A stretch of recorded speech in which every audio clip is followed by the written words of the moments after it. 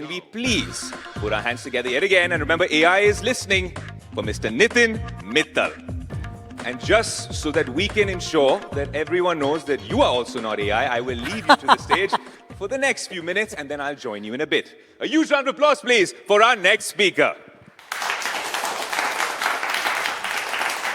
Well, thank you, Ayush, for the warm welcome. And this is Nitin Mittal.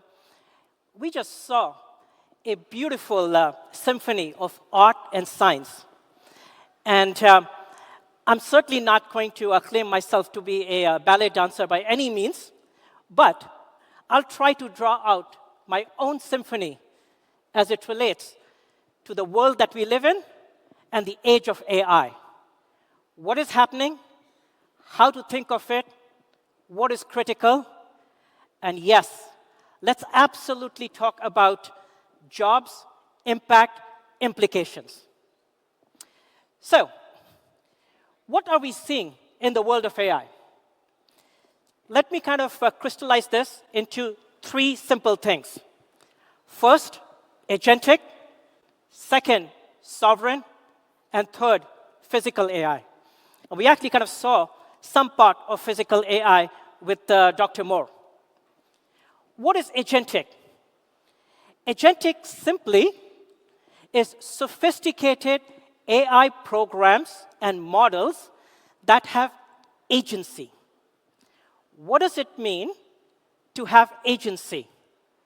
The ability of these sophisticated programs and models to mimic and replicate human cognitive-like functions.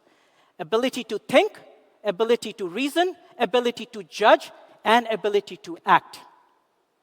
Simple fact of intelligence, which has been the prerogative of the Homo sapien race, is now actually transcending into these sophisticated programs, models, and intelligent machines.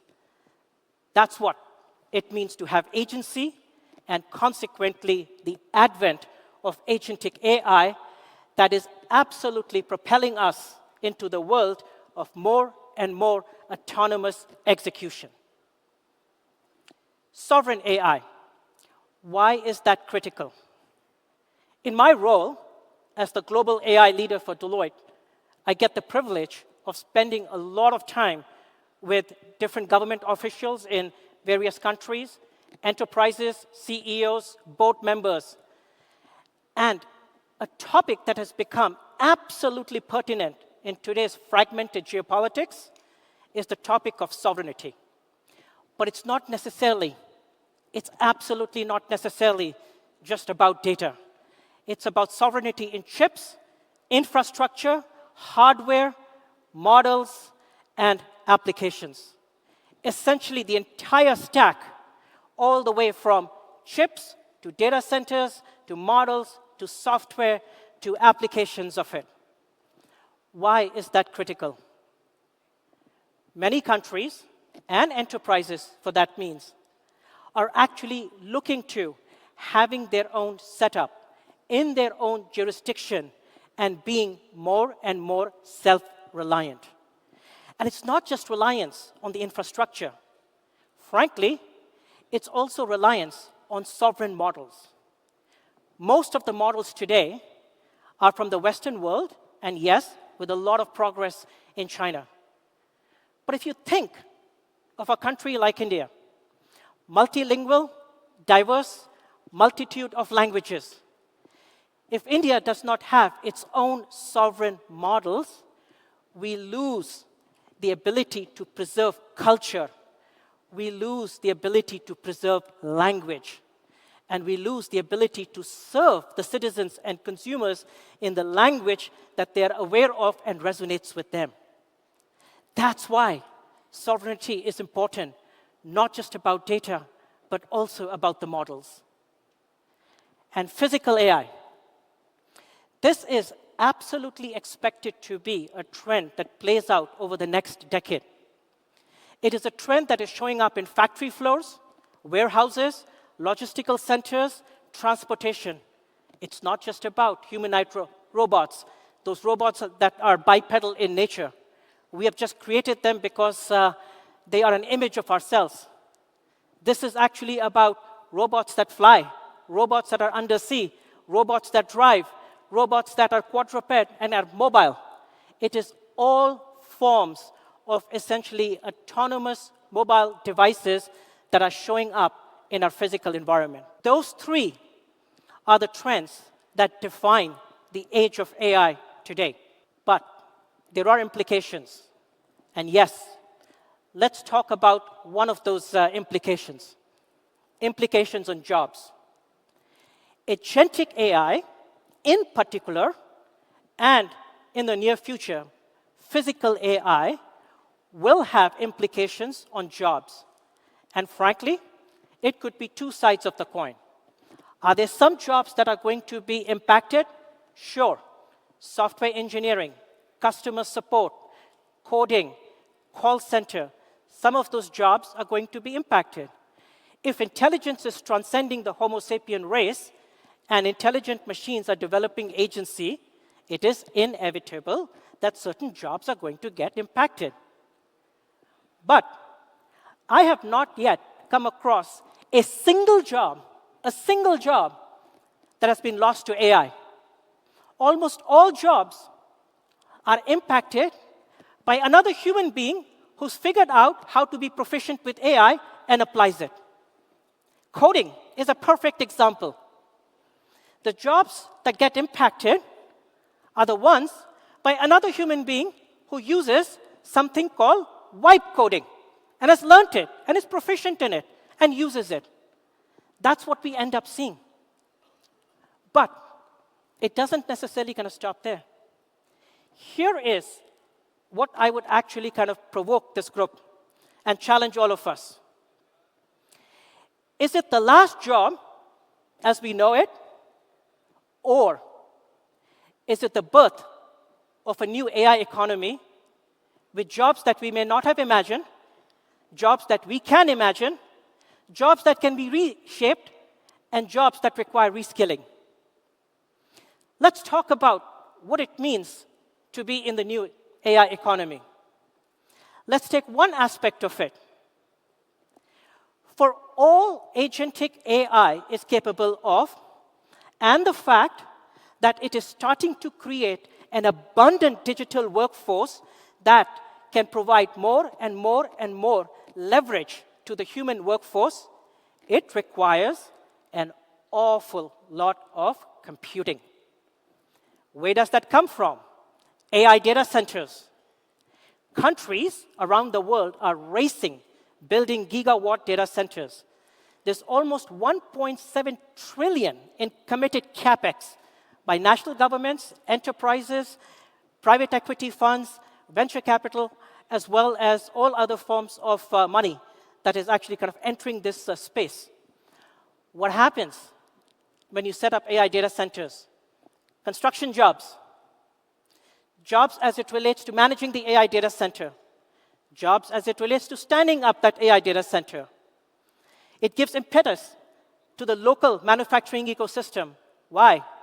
You have to supply the data center, chips, hardware, infrastructure, cables, coolant, plumbing and piping. All of that essentially has to be manufactured. More jobs. What powers the AI data centers? Energy. Investments in energy generation, investments in energy transmission, investments in energy consumption, more jobs. Take every node in that value chain, you have a multiplier effect in terms of the jobs that created. You take all the nodes in totality across the entirety of the value chain, and over time, those multipliers compound. And the compounding effect has the potential to create hundreds of millions of jobs, not displace just a couple of 10, 20, 30 million jobs. That's how we have to think of the new AI economy. The government of India has a number of programs that many of you are aware of that provide the basic structure and scaffolding for society. But the onus is on society to take it forward, to capitalize on it. Example, In the automotive sector, where India could be setting up 5G and early 6G smart corridors as well as smart cities for the purposes of testing, planning, simulating, testing autonomous vehicles, autonomous transportation, smart cities, smart grids. Pharmaceutical industry, you can set up biotech farms. You no longer require white lab coat scientists. What you do require is new jobs where software engineers can use wipe coding to simulate protein synthesis, can simulate DNA, can simulate cellular binding, all done in front of a computer screen. New jobs created in biotech. We can keep going on, but the key is the onus is on us to capitalize. And if I were to leave this group with one challenge, collectively for all of us, that challenge is, instead of being concerned about the impact on jobs, instead of thinking about the last job, let's actually be cognizant and let's be thoughtful about how can we be investors in AI, how can we be creators of AI, and how can we be consumers of AI. That would help the country essentially gain momentum and accelerate us towards the new AI economy. Thank you.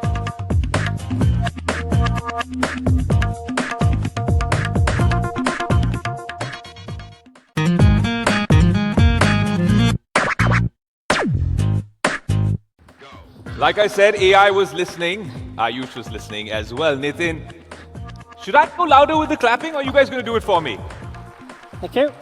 What an absolutely fascinating chat. Now I am here to test you on AI. No, I cannot do that. I do not have the locus standi to do that. But what I want to do is understand the million-dollar question, or the billion-dollar question, or should I say the companies that you've been consulting, some of them have multi-trillion-dollar valuations. So the multi-trillion-dollar question, is AI taking our jobs away? Is it taking my job away today? Well, we tend to focus on basically our friends, our family, our co-workers, and our colleagues. Can some of those jobs be impacted? Yes, but that's in our consciousness. What we don't focus on is what I was kind of articulating. Everything that happens where jobs are being created in the new AI economy. Let's focus on that. From Bangalore all the way to Cerebral Valley in San Francisco, the conversation with VCs, founders, AI experts like you has really been a polarized conversation. On one side, you have, like I said, a hope-based narrative. Then there is a fear-based perspective. It's a fine line to balance these out when it comes to AI because, like you said during your presentation, and I was taking notes, is the fact that actually an AI economy would lead to probably 500 million more jobs here in India, because we're sitting here in New Delhi at Bharat Mandapam at the NDTV World Summit. It could actually be beneficial for all of us sitting in this room. That's something I want to get out of the way right at the start. Absolutely. And in fact, I'll be provocative over here. What could be impacted? If we perform our jobs, go home, and spend time on Instagram Reels. Yeah, we'll get impacted at some point of time.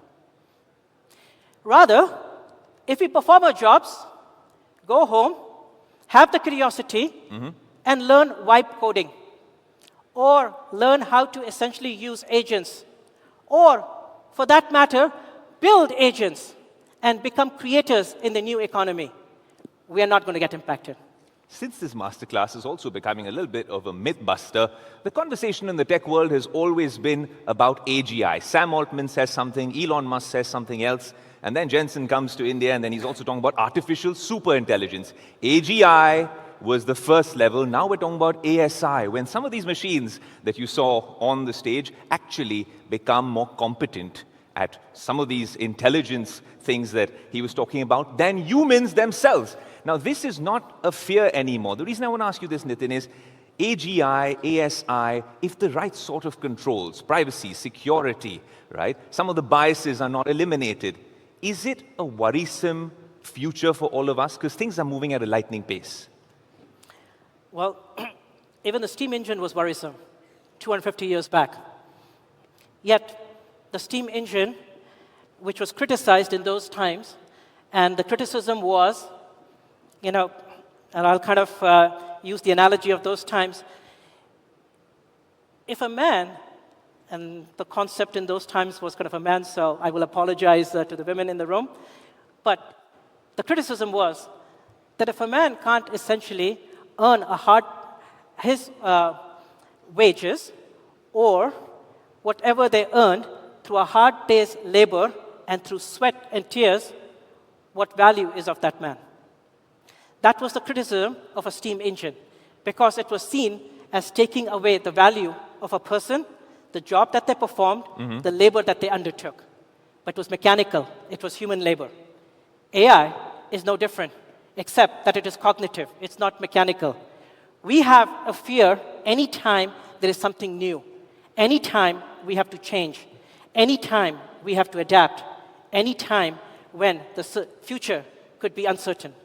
But if we embrace the uncertainty, if we design the future, not just basically fall into it through hapstance, and if we are thoughtful about what that new economy could be, fear changes into hope.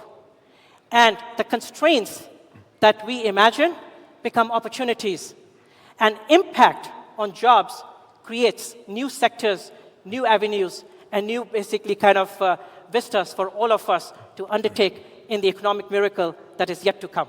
I appreciate that, because at the NDTV World Summit, we are discussing some of the world's most pressing problems, but we're also trying, via these conversations, to come up with some solutions. Maybe not panaceas, but solutions nevertheless.